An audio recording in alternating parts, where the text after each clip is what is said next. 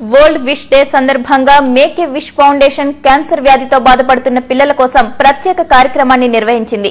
చిన్నారులను సంతోషపెట్టేందుకు బహుమతులను కూడా అందజేసింది.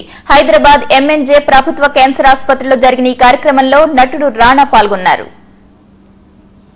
ప్రాణాంతక వ్యాధులతో బాధపడుతున్న చిన్నారులను సంతోషపెట్టేందుకు కృషి చేస్తున్న స్వచ్ఛంద సంస్థ make a wish foundation. World wish డేను పురస్కరించుకుని మేక్ ఏ విష్ ఫౌండేషన్ సంస్థ హైదరాబాద్ లోని ఎంఎన్జే ప్రభుత్వ క్యాన్సర్ ఆసుపత్రిని సందర్శించింది. క్యాన్సర్ బాధిత పిల్లల ఇష్టాలను తీర్చేందుకు ప్రత్యేక కార్యక్రమాన్ని నిర్వహించింది.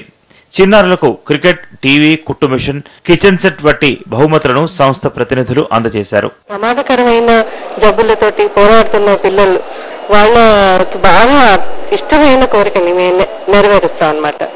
ఇప్పటిదాకా వరల్డ్ వైడ్ లో 2,40,000 విషెస్ చేశాము.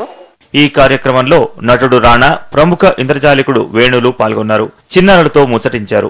పిల్లలు ఈ టైంలో వాళ్ళ కోరికను తెచ్చడానికి I think make a wish is a great foundation and they have come forward to do this.